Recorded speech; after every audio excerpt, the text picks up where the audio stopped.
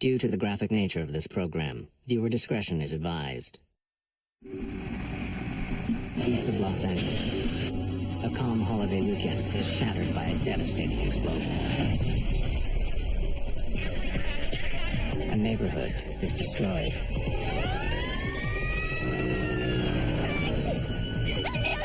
I turned and saw my house totally on fire. All the houses behind me were all on fire. Fiery wreckage is strewn for blocks.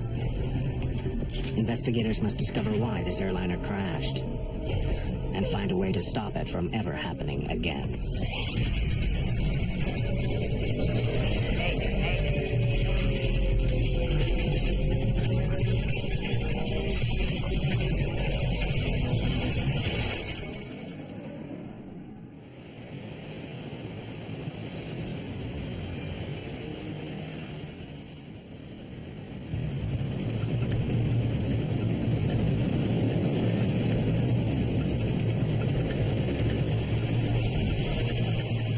Los Angeles International Airport, LAX, is one of the busiest in the world.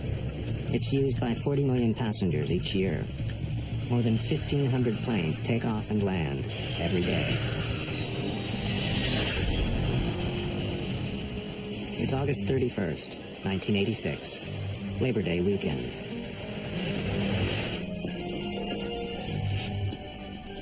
Today, a junior air traffic controller, Walter White, will be handling some of that traffic. White isn't a full-fledged controller yet. He has to put in more time before he gets his final certification. Hey, Carl, how's it going? Hey, slow. It was a long weekend, and it was a beautiful day in Los Angeles. It was absolutely clear outside, which we call Chamber of Commerce type day. You want to take a break? Have a cigarette? I can sit in for you. Walter wanted to work the sector. As I remember correctly, he wanted to work it for some proficiency time. He hadn't worked it in a while. ACL 60, can you see the runway 25 left? Roger, LA approach. Thank you. Reduce speed to 200, then descend and maintain 6,000. 200, descend and maintain 6,000. Thank you. Have a nice day. Several hundred kilometers south, in Laredo, Mexico, passengers are boarding an Aeromexico DC-9. Dr. Donald Wong and his sons are returning from a highly successful fishing trip. Jason, I think we should put it up in the kitchen. They caught an enormous sailfish, Your mom would love it. which they plan to display back home. Labor Day weekend was the last weekend before school was to start. Donald decided that it would be fun to take the boys fishing down in Mexico, to go deep sea fishing, which he'd only done one other time in his life. This would be a father-son bonding weekend. And it was also the first time that they had traveled without me.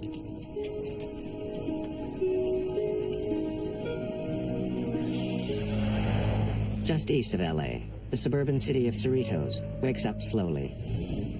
In the 1970s, this bustling community had been one of the fastest growing in Los Angeles County. My husband had been working out of town all week, and he was coming home for the weekend, and that Sunday morning I decided, let's just stay home, not go to church. I'm gonna go out and get your favorite things for a good breakfast. Javier, go and take a shower. And I left to go to the grocery store. In the home was Alex. He was 14, his twin sister, Angelica. She was asleep, he was asleep still. And Javier, that was my 16-year-old, and my husband.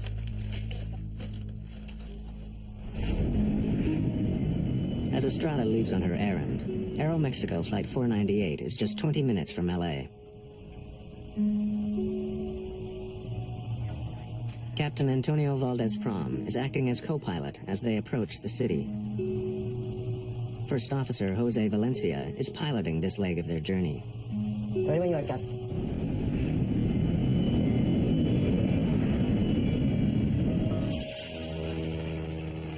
About 22 kilometers south of LAX sits the Torrance Airport. Operating in the mammoth shadow of LAX, Torrance serves private planes and amateur pilots. It's one of several small airports that operate near LA, a region that has over 6,000 weekend flyers. Fuel set. At the end of a busy summer, William Kramer, his daughter Caroline and wife Kathleen are finally taking to the skies.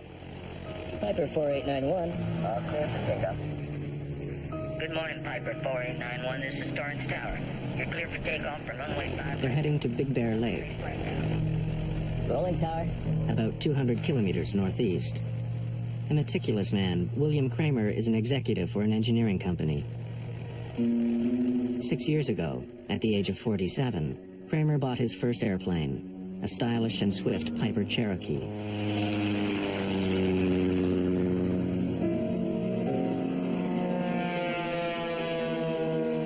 Southeast of LAX, the crew of Aeromexico Flight 498 is still a few minutes from their first contact with air traffic controller Walter White. But in the skies above Los Angeles, a deadly series of events is about to unfold. Dozens of people who have never met will be bound together forever in a tragedy that will affect everyone who flies. Airspeed.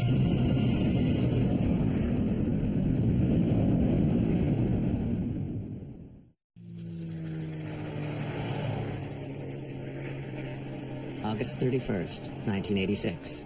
Labor Day weekend. All clear for takeoff, Torch.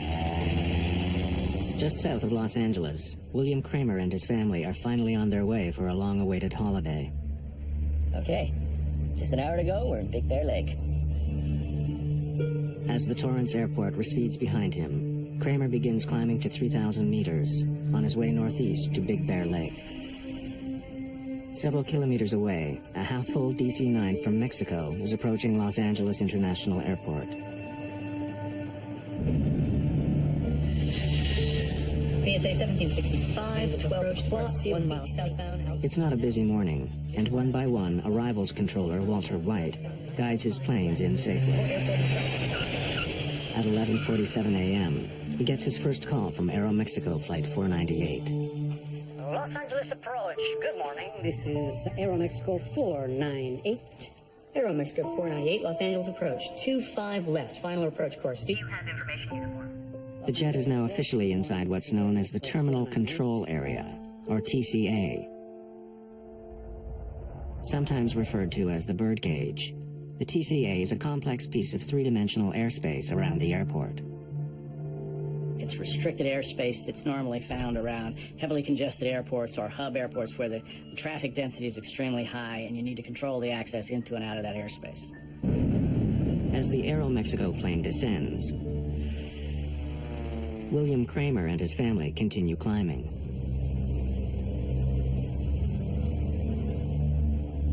I hope it's like this when we get to Big Bear. We should be able to see the ocean by now. Honey, take a look at the map and look around the 405 and see if you can see any kind of landmarks that we can use. Oh, what am I looking for? This is Aeromexico. Walter White is keeping his eye on the Aeromexico jet when his attention is abruptly drawn to another plane that's just appeared on his radar. It's not one he's expecting. One approach, 66 Romeo is on a flight from Fullerton. Cruising altitude is 4,500. We'd like following. The pilot of a small Grumman Tiger asks White to help guide him through the crowded terminal control area. Pilots are supposed to contact LAX approach before they enter the controlled airspace. This pilot could be in the path of incoming jets. But before White can deal with the private plane, he gets a call from the Aeromexico DC-9. What speed do you want? We're reducing to 290. No. To 190. Okay, you can hold what you have, sir. White decides to give the Aeromexico jet the runway closest to their gate. Change in plan. Sir, stand by. Roger, 498. With the DC-9 on hold, White turns to the intruder. Grumman 66 Romeo, squawk 4524. Remain clear of the TCA. White tells the pilot of the Grumman to use a unique radio channel. But he seems confused. 4, 5. What were the other two numbers? 4, 5. 2-4. Grumman 66 Romeo, are you at 4,500 now? Negative. We're at 3,400. Climbing. Okay, you are right in the middle of the TCA, sir. Grumman 66 Romeo, I suggest in future you look at your TCA chart. You just had an aircraft pass right off your left above you. 5,000. And we run a lot of jets right through there at 3,500. Well, what do you suggest I do now? As the crew of Aeromexico Flight 498 continue to close in on the Ignition, airport, landing lights. their DC-9 is rocked by a violent shudder. There are bugs. What was that? Aeromexico 498, Los Angeles approach. First Officer Valencia tries desperately to control their dive.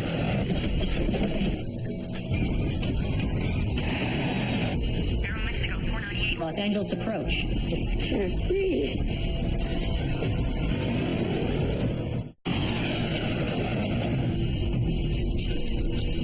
A crippled DC-9 falls from the skies over Los Angeles.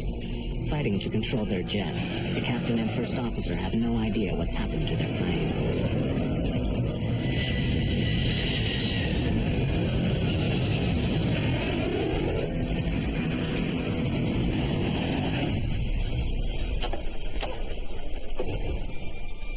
Air traffic controller Walter White is getting no response from the Aeromexico jet, Aeromexico 498, Los Angeles approach.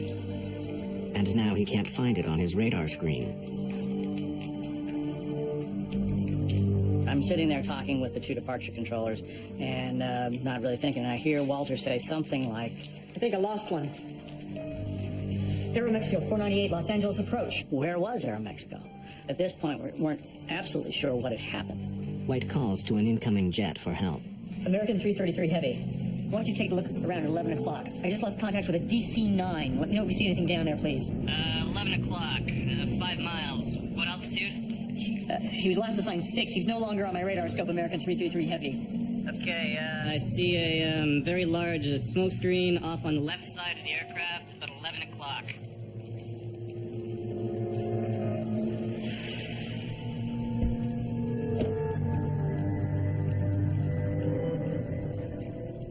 I went down the street to go to my house, and I saw a woman's head. Her body had been cut in a diagonal, and she was just laying there. There was nothing but debris and fires sporadically all over the place, and I could see fire in the whole neighborhood.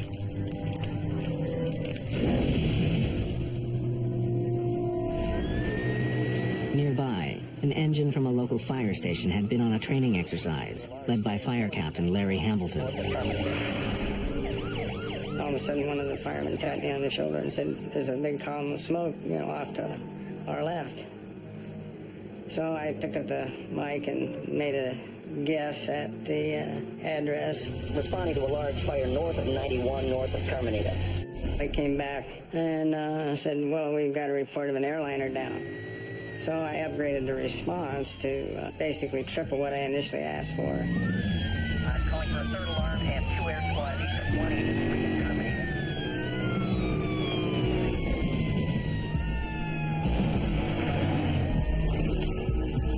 As we approached, I realized that in addition to the aircraft parts in the street, there were people, body parts, which changed the complexion of the whole thing.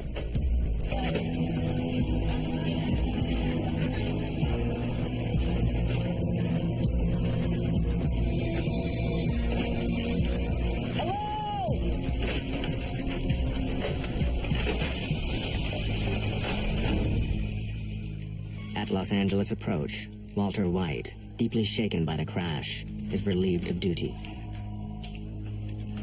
I remember watching Walter get up and walk out of the room by himself.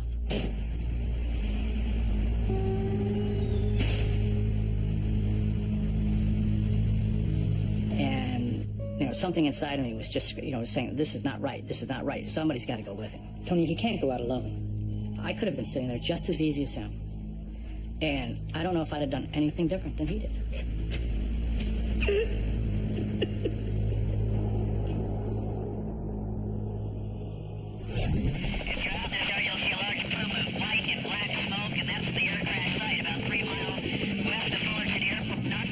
Helicopter news crews are quickly on the scene.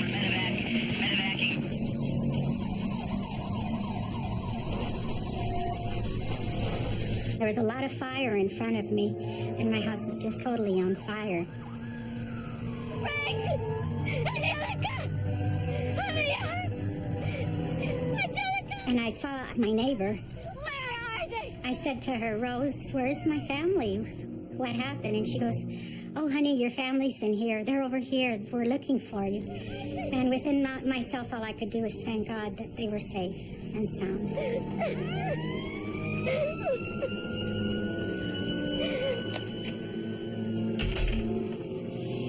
She took me into her home, and I saw Alex. What happened?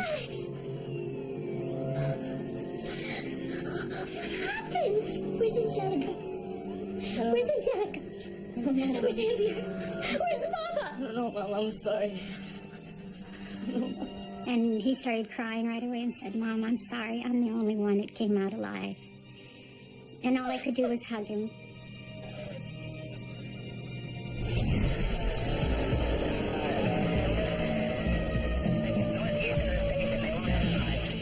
Pieces of fuselage have torn through nearby homes, setting them on fire. The tail section of the jet has been catapulted more than a block from the crash site.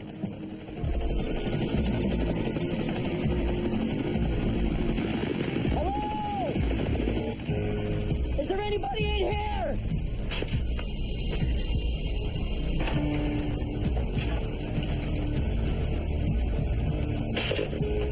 As I surveyed the houses and the crash site around me, it was a very surreal experience to stand right there for probably 4 or 5 minutes before anybody else showed up and not see another living soul.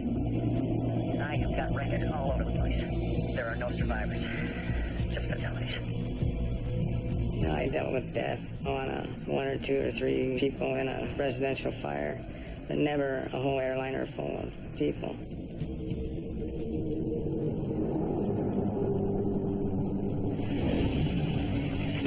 Let's go to work, guys.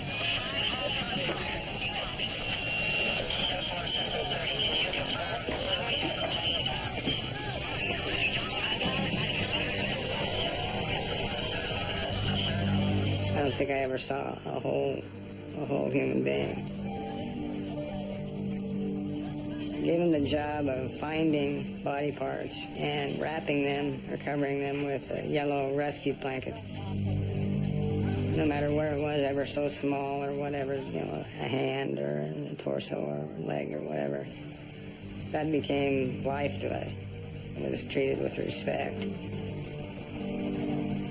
My memory of the incident is in a muted shade of brown. It's not black and white, it's not vivid color. You know, the grass isn't green. You know, the houses don't have paint. It's all some muted brown shade. And I'm told that that's my brain's way of taking something violent and horrible and softening it a little bit so I can live with it and deal with it. The corner of this neighborhood has just been torn apart. Took yellow sheets, marked the bodies. I count 1, 2, 3, 4, 5, 6, 7, 8, 9, 10, 11 bodies right now. Oh, gosh. This neighborhood has just been devastated. 16 houses have been damaged, many of them completely destroyed.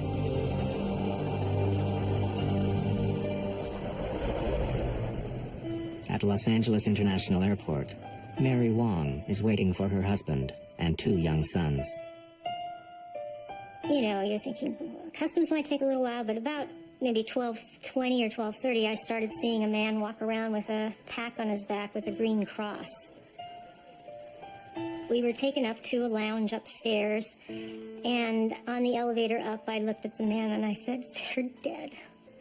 So I just know they're gone.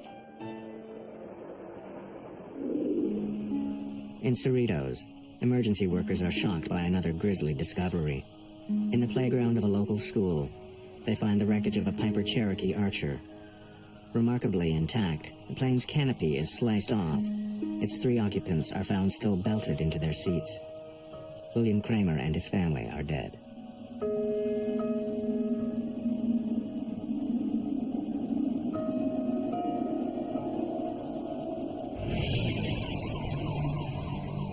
All the passengers and crew on Aeromexico Flight 498 are also dead.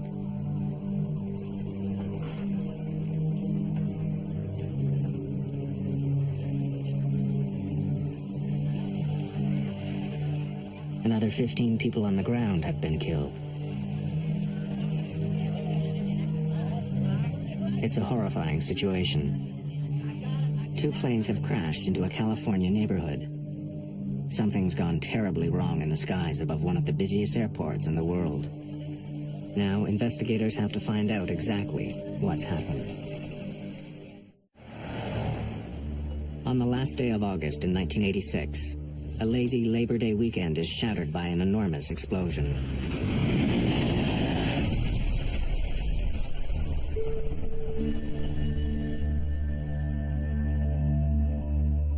Two planes crash in LA County, destroying several homes.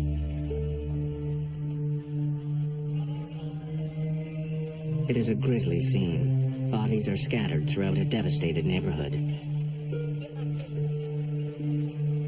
82 people are dead. 15 people on the ground have been killed. Another 67 have died in the tangled wreckage of the 2 planes involved.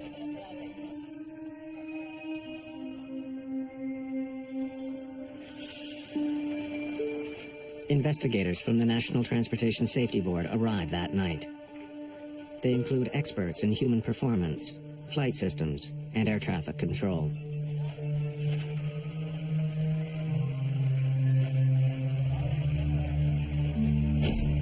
From the beginning, investigators focus on the fact that there are 2 planes on the ground. It suggests a disturbing conclusion, that this was a mid-air collision. With that idea in mind, John White and his team must painstakingly examine the wreckage.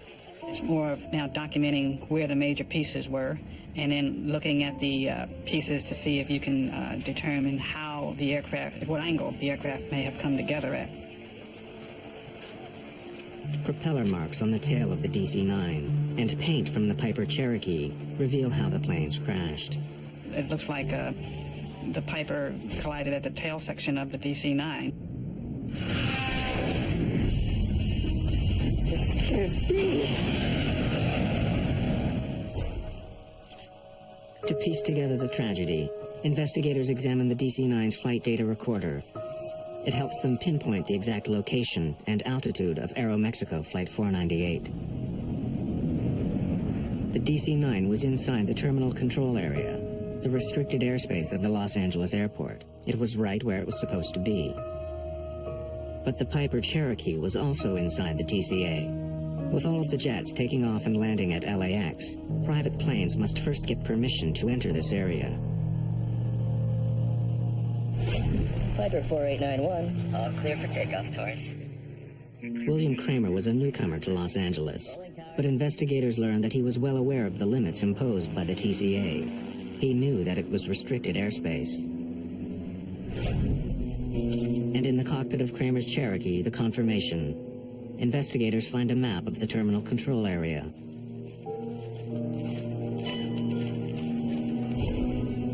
Investigators make another puzzling discovery.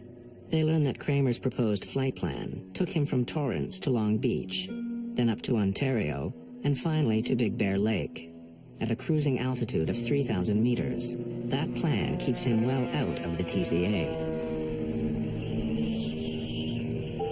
The fact of the matter is, the Cherokee flew into the TCA and hit the DC-9 in restricted airspace without a clearance. So how had Kramer flown into danger? And why hadn't he let anyone know? On the ground in Cerritos, one possible answer emerges.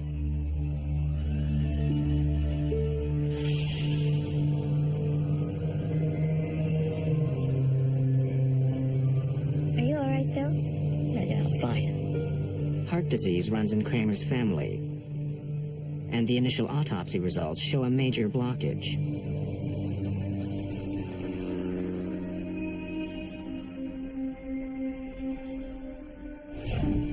Samples of William Kramer's heart tissue are sent to the Armed Forces Institute of Pathology for testing. If he suffered a heart attack, it might explain why he didn't call in to LA approach. It's totally possible that he could have had the heart attack, fell back, pulled the airplane up, and that's why he didn't try and avoid the DC-9. But no matter why Kramer was flying in restricted airspace, Air traffic controller Walter White should have been able to see him. Kramer's plane should have appeared on White's radar. Before he's questioned by investigators, White reviews the radio calls from that morning. He needs to be sure of what he said and what he saw. Richard Wentworth was one of the investigators who talked to White. At any time, did you see the Piper Cherokee on your scope? No. No, sir. The Piper's target was not displayed. It is my belief that it was not on my radar scope. He was positive that the aircraft was not there for him to see. NTSB investigators aren't satisfied with White's memory. While the radar data is being analyzed, news arrives from the Armed Forces Institute of Pathology about William Kramer's heart. Are you all right, Bill?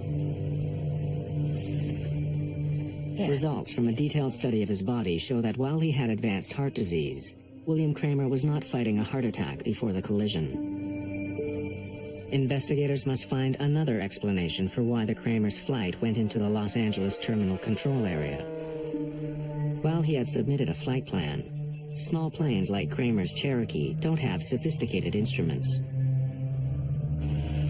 Like most private pilots, Kramer was navigating by landmarks like freeways. That meant keeping an eye both on the landscape below and the airspace around him. That's definitely the 405. Where is it again? New to California, perhaps bewildered by the tangle of freeways below him, Kramer may have flown into the terminal control area without knowing it. There are no lines on the ground that says the TCA starts here and at this altitude. You have to look at a chart, you have to interpret that. Investigators are now confident they can explain why Kramer was inside the controlled airspace of the TCA. But when he finally gets a look at the air traffic control radar record, Richard Wentworth is convinced that Walter White should have been able to see the Piper.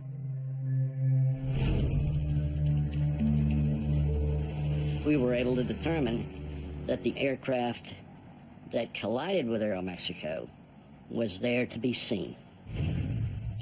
So why hadn't White reacted to the Kramer's plane if it was on his radar? When Walter White came to work that day, the arrival station was being controlled by Carl Grundman. Hey, Carl, how's it going? Hey, slow. Grundman believes that long-standing radar problems were the reason White didn't see the Kramer's plane. Is it in for you? Controllers have been complaining about the radars for a long time. Here's, buddy. All right, thanks a lot. We had reported problems with the radar not picking up targets several times. When radar signals strike a target, they bounce back to the receiver. But if buildings or mountains interrupt the radar, the return signal can disappear. A blind spot is only an instantaneous thing. It's not a continuous thing. I think I lost one. There were also holes that were just because the radar was old. It was just not as accurate as it might have been. It was not state-of-the-art equipment, that's for darn sure. We reviewed that data. We had no evidence that there were any malfunctions of any systems in Los Angeles.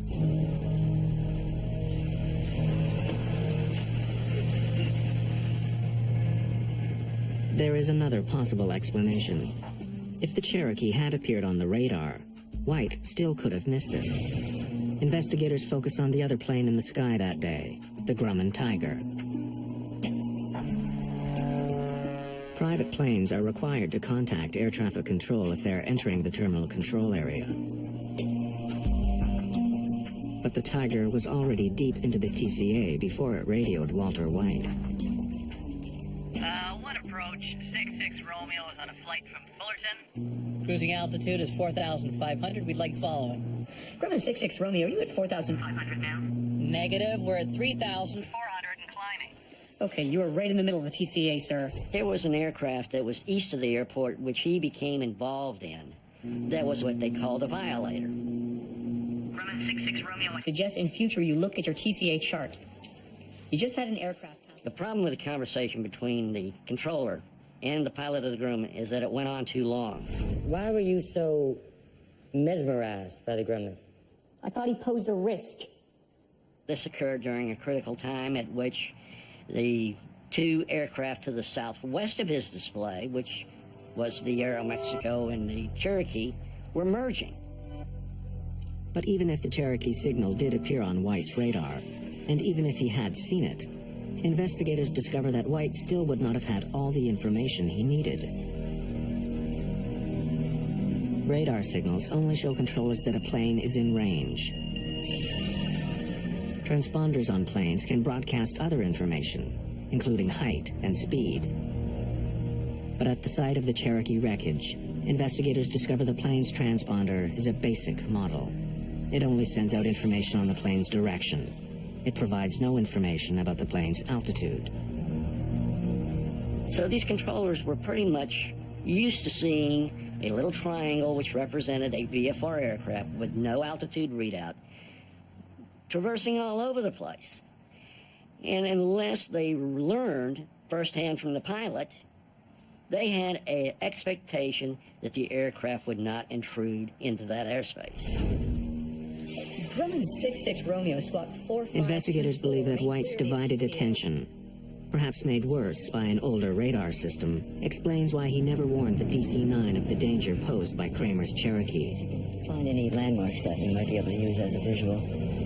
But there's another mystery that hasn't been solved.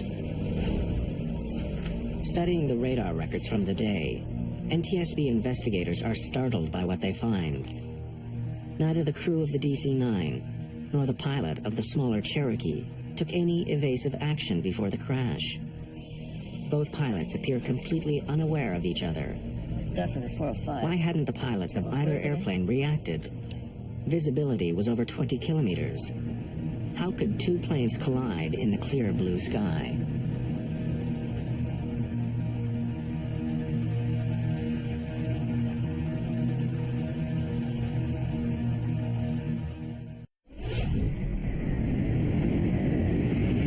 A terrifying mid-air collision over a Los Angeles suburb takes the lives of 82 people.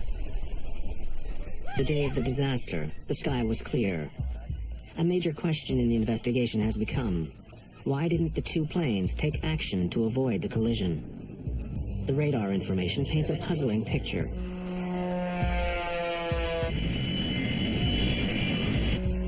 It indicates that for more than a minute, the Kramer's Cherokee was there to be seen by the Aeromexico crew. And if the Kramers had looked out their right side window, they would also have seen the Aeromexico jet. But neither plane altered its course. Neither plane took any action to avoid the deadly collision.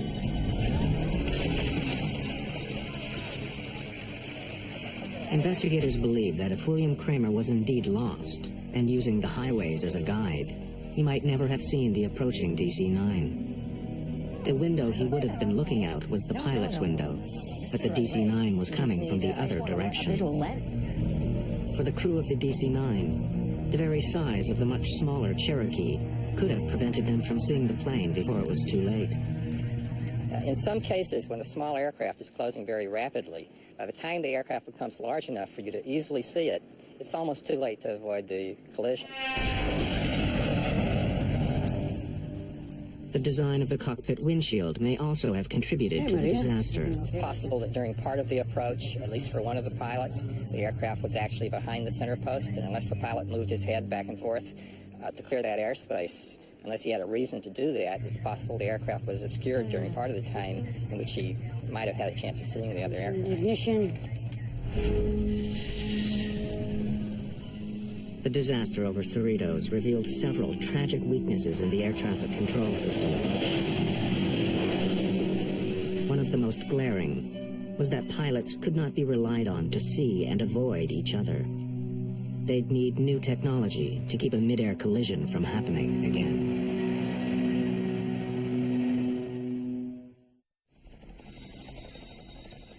A small California neighborhood is rocked by a terrifying plane crash. 82 people are killed when a private plane slams into a large passenger jet. The devastation is enormous. More than a dozen homes are damaged, several leveled completely. The NTSB accident report makes it clear that there are glaring problems across the air traffic system, and these concerns must be addressed before, inevitably, there is another mid-air disaster. The FAA, which regulates the airline industry in the United States, acted swiftly to improve safety around major airports. A new kind of transponder was required for smaller planes, the kind that might have helped air traffic controllers recognize that the private aircraft posed a danger. If you had an aircraft that flew under a controlled airspace, you would have a transponder, and you would be required to have altitude encoding or reporting. That way it would be no mistake as to whether you had an intruder or not.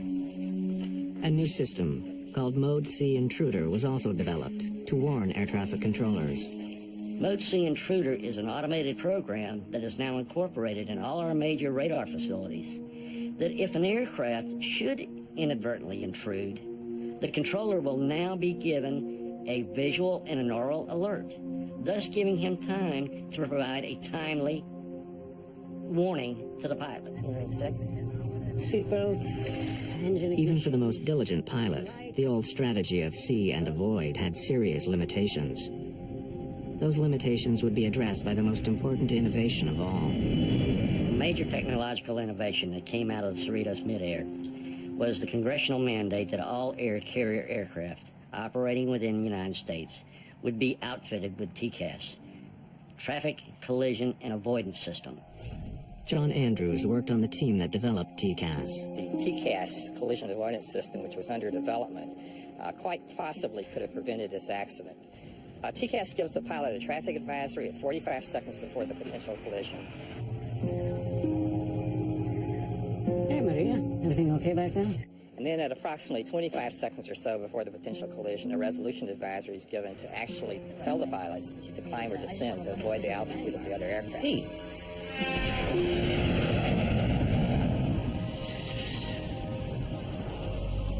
Today, commercial airlines around the world use TCAS.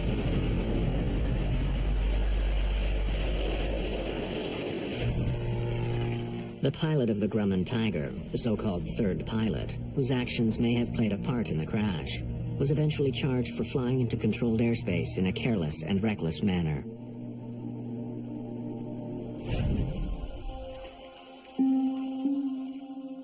For Walter White, the effect of the disaster over Cerritos could not be overcome.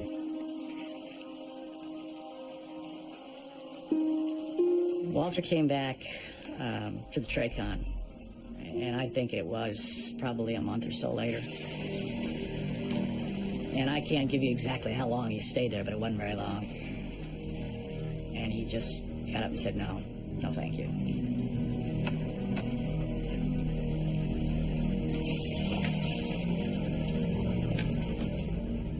And as far as I know, he didn't talk to airplanes again.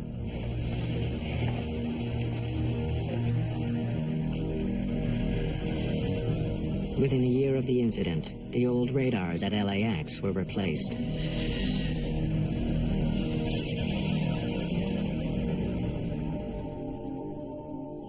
In Cerritos, a memorial garden now marks the day of the disaster. Mary Wong has since remarried, but the pain of returning home that day will never go away. There's nobody here. The house is empty. Derek was already living in an apartment in San Diego, and here I was. I was no longer a mother, except to Derek, and I was no longer a wife. And so it shattered my whole world. Days after the disaster, Mary Wong found one of the few people who could fully understand her loss. I went to the memorial service, and it was very important to me to try to meet somebody else who had gone through this. And I knew from reading stories that Teresa had lost her husband and 2 children. And so I saw someone there who I thought was Teresa. She says, "Are you Teresa Estrada?" And I said, "Yes, I am." She says, "Well, my name is Mary Wong." And she says, I said, "I lost my husband and children also." I just wanted to grab her and hug her because she was feeling what I was feeling. So we had an immediate connection, and we've maintained our friendship over these 20 years. Everyone who flies today has been affected by the mid-air collision over Cerritos. The disaster led to historic improvements in aviation safety. Since the full adoption of TCAS, there has not been another mid-air collision in North America.